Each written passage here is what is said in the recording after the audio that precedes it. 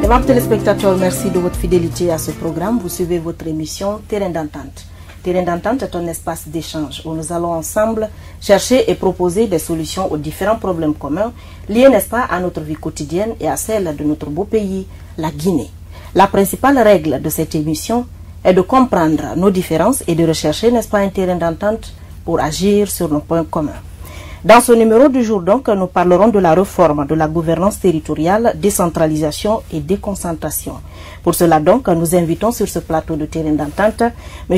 Ousmane Sako. Il est expert au PRIMA, entendez par là le programme de réforme de l'État et de la modernisation de l'administration. Aussi, Dr Demba Nyanga, il est chef de mission, programme d'appui sectoriel à la décentralisation et à la déconcentration. Pour animer cette émission avec moi, mesdames et messieurs, je reçois Nuhu Baldé. Il est journaliste et administrateur général du site guinématin.com. Bienvenue à vous, chers invités.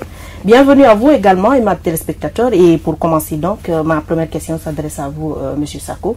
Quelle différence faites-vous entre décentralisation et déconcentration? Il existe en matière d'administration territoriale des modalités d'organisation. Il y a ce qu'on appelle la déconcentration, qui consiste de la part de l'État central de transférer ou de déléguer des pouvoirs que l'État exerce au plus haut niveau à ses représentants dans les circonscriptions administratives. Aujourd'hui, les circonscriptions administratives où l'État délègue certains de ses pouvoirs sont effectivement les régions, les préfectures et les sous-préfectures. À la tête des régions, on a les gouverneurs qui bénéficient d'une délégation de pouvoir de l'État. Ils représentent le président et l'ensemble des membres du gouvernement. C'est le cas des préfets et des sous-préfets. Maintenant, la décentralisation, c'est une deuxième modalité d'organisation de l'administration territoriale qui consiste de la part de l'État de transférer des compétences à des entités territoriales qu'on appelle les collectivités locales. D'accord. Non, je crois qu'il y avait une confusion à ce niveau, mais bon, on va aussi poser la même question à Dr Nyang pour voir s'il a peut-être quelque chose à ajouter sur ce qu'a dit M. Sako. Je pense qu'il a bien expliqué. Ce qu'il faut juste ajouter, c'est un peu ce qu'on appelle l'élément de contrôle. Et je crois qu'il a aussi dit en filigrane. Et c'est devenu depuis quelques années ce qu'on appelle un contrôle a posteriori ou un contrôle de légalité. Ça veut dire que la décentralisation, l'État a des démembrements.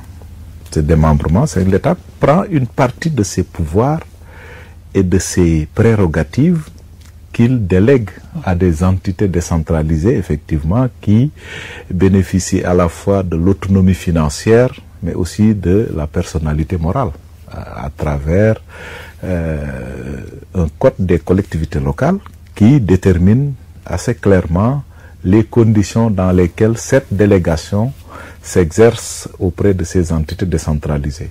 Je pense que c'est assez clair et la Guinée dispose, disons, avait deux niveaux de collectivités locales, des communes et des communautés rurales de développement, et je pense que depuis quelques années nous avons des communes rurales et des communes urbaines, et l'étude des régions préconise un autre niveau de collectivités locales, sont les régions, donc qui vont devenir aussi des entités décentralisées et qui vont fonctionner sur le même principe que les communes qui existent en Guinée depuis les années 80. D'accord. Il y a des réformes qui sont engagées à ce niveau. Absolument. On va voir ce que le PRIMA envisage de faire comme réforme au niveau de la décentralisation et de la déconcentration.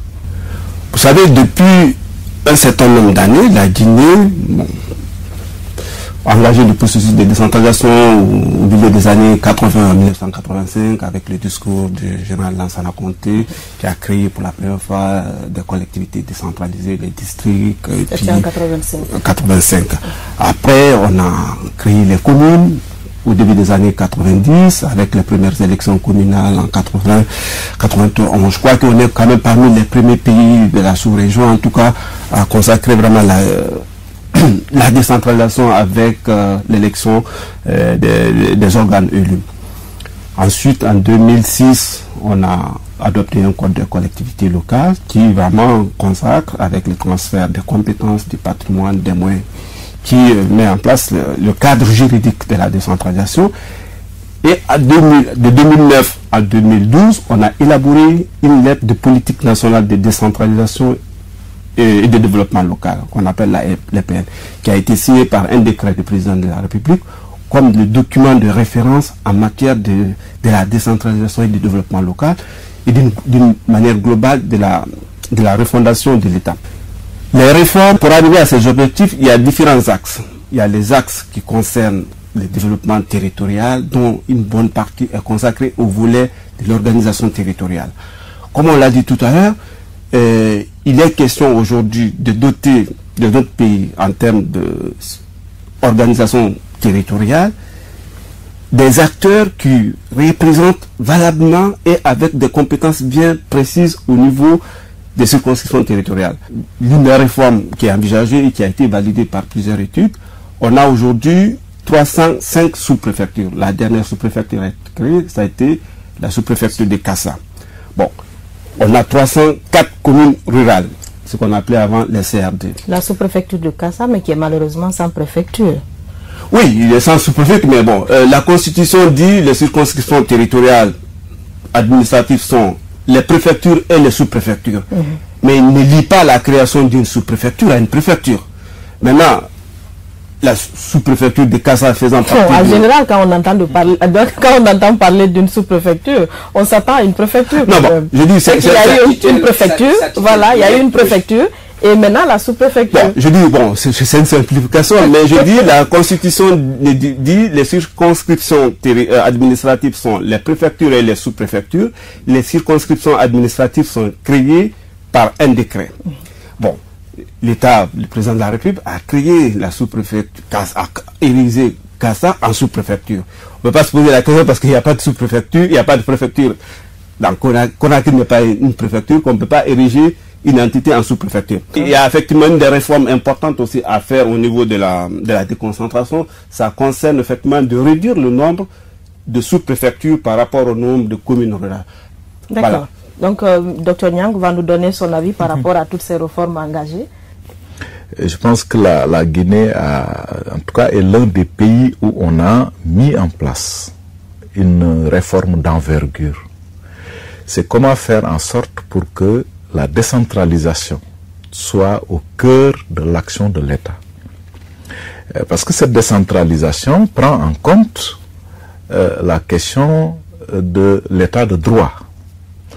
Elle prend en compte également le développement local, c'est-à-dire la promotion de la citoyenneté. Elle prend en compte la déconcentration pour faire en sorte que l'administration du territoire devienne une administration de développement, parce qu'on aura mis, disons, au service des collectivités locales de véritables administrateurs qui s'occupent non seulement de la coordination de l'action de l'État, mais de l'animation même du développement territorial.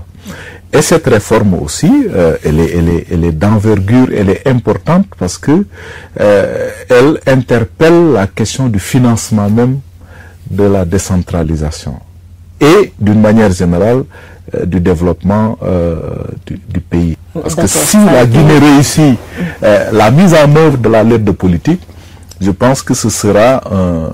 Quand vous dites si, est-ce que c'est parce qu'il y a des blocus quelque part ou peut-être, bon, je ne sais pas trop. Et moi, il y a aussi que j'ai entendu...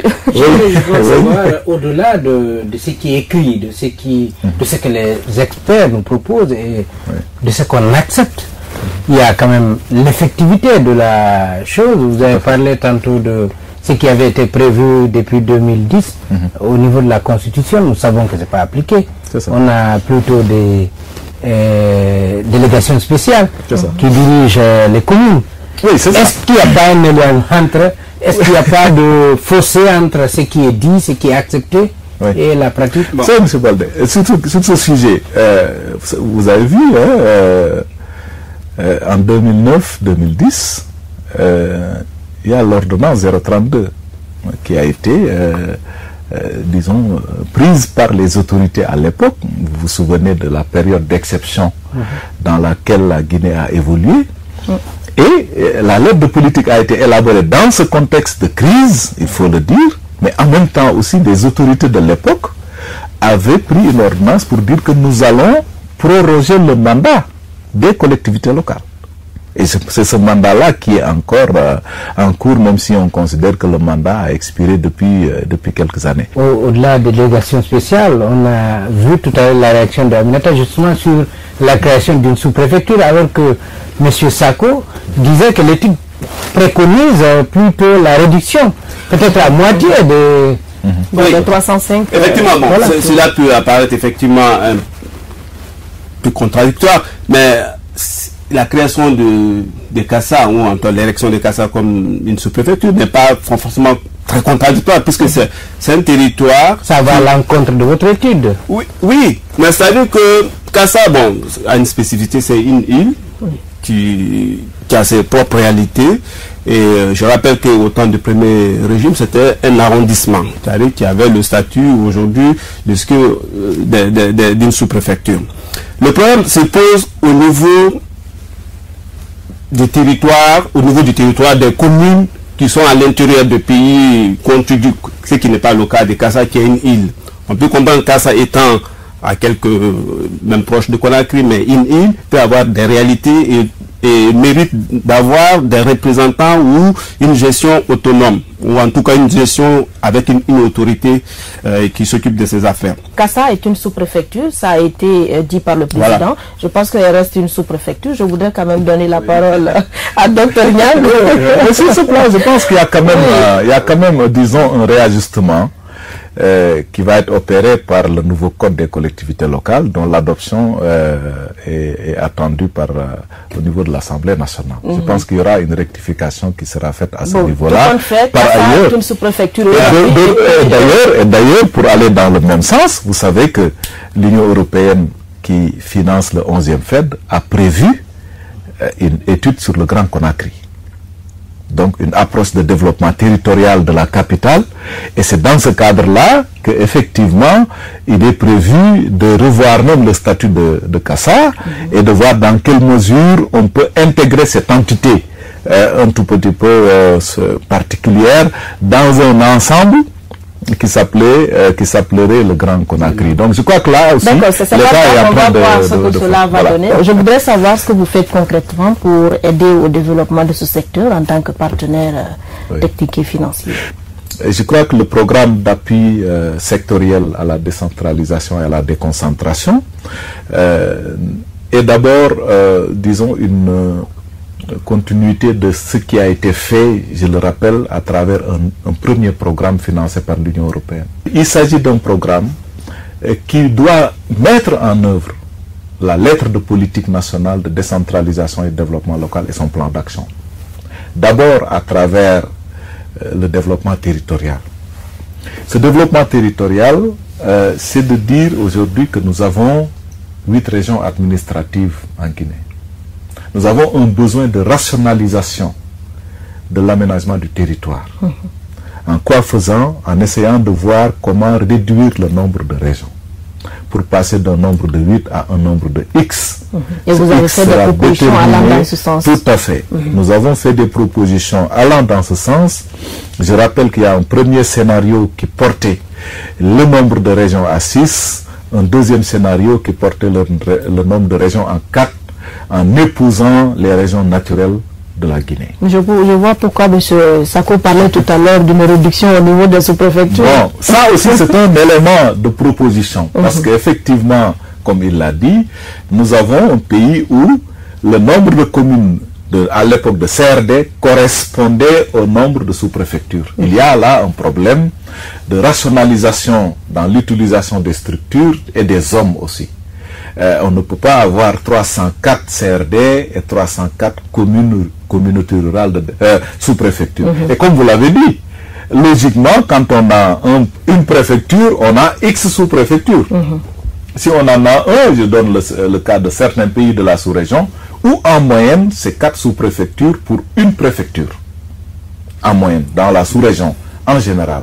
Et donc, si on revient sur le cas de la Guinée, je crois qu'il y a un besoin de faire en sorte que le nombre de sous-préfectures soit ramené à un nombre, disons en tout cas, assez raisonnable pour rationaliser à la fois les structures, mais aussi les moyens qui sont mis à leur disposition. D'autant plus qu'aujourd'hui, il y a un gros problème de ressources disponibles au niveau de ces sous-préfectures-là. Ouais. Vous vous envoyez un cadre sans budget de fonctionnement. Alors, vous imaginez les difficultés qui se posent. Et je pense que nous parlons sous l'autorisation, si on peut dire, des autorités qui ont même constaté ce dénuement de sous-préfecture. Donc, le développement territorial, qui est l'un des premiers axes de la lettre de politique, en tout cas, évoque la nécessité de revoir le nombre de sous-préfectures, évoque également la question du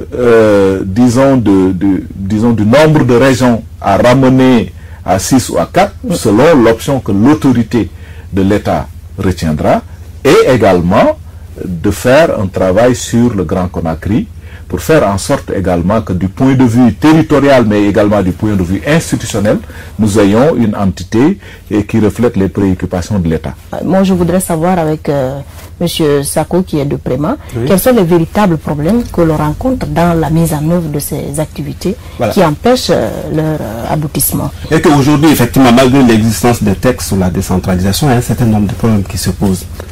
Il y a les recettes fiscales, non fiscales, et aussi des dotations de fonctionnement que l'État doit construire à cette activité. La plupart du temps, les recettes fiscales sont basées sur des assiettes. C'est les recouvrements, par exemple, des taxes dans les marchés. C'est aussi les taxes foncières uniques. Mais en général, ils ne sont pas mobilisés. Il faut aussi noter que l'une des principales ressources qui étaient collectées, surtout au niveau des communes rurales, c'était l'impôt de capitation qui a été supprimé à l'élection du président de la République. En 2010. En 2010. Cet impôt qui était vraiment constitué, surtout dans les communes rurales, une ressource importante a été supprimée. Et c'est un véritable problème, le financement de la décentralisation aujourd'hui. Et les réformes proposées, débat à évoquer, c'est de trouver un mécanisme de financement de la décentralisation. Réformer la fiscalité locale, c'est-à-dire essayer d'identifier des activités qui peuvent, ou en tout cas des domaines qui peuvent servir de ressources pour les collectivités locales, les taxes foncières, les impôts locaux, essayer de les identifier. Mais surtout, on a prévu de créer un fonds de développement local qui va être un instrument de financement des investissements des collectivités locales. Et ça, fait partie de... Et qui sera géré comment? Et qui sera géré par un établissement public au niveau national. Financé par qui? Bon, le financement, il y aura un transfert de la part de l'État, mais aussi on est en train de convaincre les différents partenaires au développement, comme l'Union européenne, la Banque mondiale aussi, qui finance beaucoup la décentralisation à travers le projet PACV, d'abonder ces fonds. Avoir les fonds n'est pas un problème, c'est la gestion des fonds qui pose voilà, c'est tout un ensemble. Parce que si le fonds est destiné, ou les fonds sont destinés à X, et que X ne reçoit pas, c'est un peu gênant, quoi. Si vous permettez, Madame Toukara. Parce qu'aujourd'hui, de façon décentralisée ou déconcentrée, il y a des problèmes financiers. Ce qu'on est en train de dire, il y a un véritable problème au niveau de la mise en œuvre de la décentralisation. Et c'est l'objectif des réformes engagées et des projets qui existent, c'est de trouver des solutions à ces problèmes. J'ai parlé de problèmes de financement, c'est-à-dire que l'effectivité de la prise en compte du financement de la décentralisation n'est pas effectif. Il y a aussi un problème des ressources humaines. On a certes des maires. Oui, mais s'il y a le financement, ils reçoivent l'argent, je pense que les ressources humaines viennent. Ça ne suffit pas. Il ne suffit pas d'avoir déjà, mais il faut que, la plupart du temps, qu'on ait des personnels affectés à la gestion des collectivités locales. L'une aussi des priorités, entre des actions que au niveau du ministère de la réforme de l'État, de la fonction publique et de la réforme de l'État à travers le Préma, c'est la création d'une fonction publique locale qui va élaborer, où sera géré les personnels qui travailleront dans les collectivités locales. C'est-à-dire, on parle de l'autonomie financière, mais aussi autonomie administrative et de gestion. Il faut que les collectivités locales et des personnels qu'ils gèrent. Qu'est-ce que le PREM a fait justement pour convaincre les bailleurs de fonds que le peu de fonds qu'on alloue à ces collectivités peuvent arriver? Parce que justement, Aminata le disait, on a des échos de l'intérieur du pays, les gens ne reçoivent pas. Ce que nous, on est en train de faire. Le problème qui se pose aujourd'hui au niveau des communes, c'est qu'il y a beaucoup de personnels qui sont affectés dans ces collectivités locales. Il y a je parle des secrétaires généraux, mais j'ai parlé des receveurs, mais il y a aussi beaucoup d'autres fonctionnaires qui sont affectés, qui sont sur place à Conakry. Et qui, comme ils sont payés par virement, ils n'ont pas besoin d'être là-bas. Notre rôle aujourd'hui, c'est de renforcer le rôle des maires, en tout cas qui sont sur place, pour pouvoir contrôler la présence ou en tout cas avoir un mot à dire pour le paiement des personnels qui sont mis à leur disposition. Ça, c'est un premier point. Deuxièmement, c'est d'arriver à une véritable décentralisation financière. Faire de sorte que, comme je l'ai dit, il est prévu que la loi de finances prévoit une dotation de fonctionnement aux collectivités locales. Avoir une transparence totale pour le transfert effectif de ces dotations prévues dans la loi de finances, dans le budget, aux collectivités locales. La question est importante qu'on la renvoie à M. Niang. Qu'est-ce que justement les partenaires prévoient pour vérifier l'effectivité de cela? Parce qu'on a échangé par exemple avec un maire d'une commune rurale qui nous dit que moi par exemple une inspection ne peut pas, il y a des choses qu'une inspection ne peut pas voir. Moi il nous arrive de signer par exemple qu'on a reçu 7 millions alors qu'on a encaissé 5. Mais pour pouvoir percevoir les 5, on est obligé de signer qu'on a reçu 7 millions. Est-ce que vous avez des mécanismes pour vérifier l'effectivité des dotations? Je crois qu'il faut revenir sur la problématique du financement. C'est, comme on l'a dit tout à l'heure, d'avoir un fonds national de développement des collectivités locales. Donc, qui va financer toute la politique de décentralisation. Ça, c'est un élément. Et ce fonds sera abondé à la fois par les ressources de l'État, mais aussi par les ressources de tous les partenaires techniques et financiers qui soutiennent la décentralisation. Alors, au niveau de l'État, au-delà des transferts budgétaires, fonds de dotation, fonds d'investissement, il y a également une volonté de transférer les ressources qui sont dans les ministères sectoriels vers les collectivités locales, en termes d'éducation, en termes de santé, en termes d'hydraulique, etc., etc. Je pense qu'on va aller, il y a eu des propositions de solutions, mais on va aller vers les messages de fin pour finir. Peut-être qu'on aura l'occasion d'en parler aussi. On ne peut pas développer tout aujourd'hui, M. Sako. C'est vrai. Parce que justement, je voulais rajouter ce rôle joué par la société civile. Moi, jusque-là, bon, je viens de France. Je sais qu'il y a une forte mobilisation de la société civile des ressortissants dans ces pays. En France, par exemple, à travers un projet qui appuie les projets de développement local dans les pays. Et en Guinée, je crois que ça se développe beaucoup. Nous travaillons beaucoup aussi dans ce domaine, dans le développement de la coopération décentralisée. Je crois que c'est quelque chose aussi qu'il faut noter, qu'il y a une coopération entre des collectivités locales guinéennes et collectivités locales étrangères. Bon, on a le cas aujourd'hui entre Kindia et Nantes, Boufa et Charente-Maritime. Je crois que ce sont des types de coopération décentralisées qui rapprochent à la fois la société civile, mais des communes entre elles à collaborer, à échanger des expériences. Parce qu'on a parlé aujourd'hui qu'il y a un code de collectivité locale qui existe, mais qui n'est pas mis en œuvre, qui est souvent en contradiction avec certains textes et qu'il faut vraiment faire un toilettage. Je crois que c'est un travail qu'il faut faire, mettre des institutions qui sont prévues par la Constitution, comme le Haut Conseil des collectivités locales, qui doit exister aujourd'hui. Il y a un projet de loi organique qui est en cours d'étude à l'Assemblée nationale. C'est de mettre toutes ces institutions qui sont prévues par la Constitution, créer la région comme collectivité territoriale. Ce sont vraiment des réformes que nous voulons engager pour mettre vraiment un cadre cohérent et aussi donner les moyens à l'effectivité de la décentralisation. D'accord, si nous on n'a plus de questions, moi je voudrais que vous fassiez un appel à l'endroit des personnes qui doivent être impliquées, n'est-ce pas, dans la mise en œuvre de tout ce programme. Bon, les personnes qui doivent être impliquées, bon, je crois que c'est... La décentralisation, c'est un secteur qui est transversal. Il faut qu'il y ait une volonté politique de plus haut niveau. Parce que, de parler tout à l'heure de transfert de compétences, mais aussi il y a des transferts de moyens. il faut qu'il y ait un comité interministériel qui exige des pilotages de la mise en œuvre de la lettre nationale de politique de décentralisation, qui est présidée par le Premier ministre. Ça montre qu'effectivement, il faut que l'engagement au plus haut niveau de la présidence, au niveau de la primature, soit à ce niveau.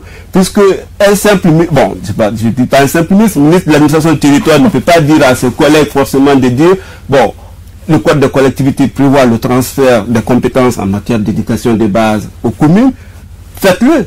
Il faut qu'il y ait une orientation, qu'il y ait des décisions fermes à ce niveau. D'accord, voilà. Donc vous demandez aux autorités de s'impliquer. À vous le tour, Dr Niang. Oui, on est au cœur de l'action de l'État.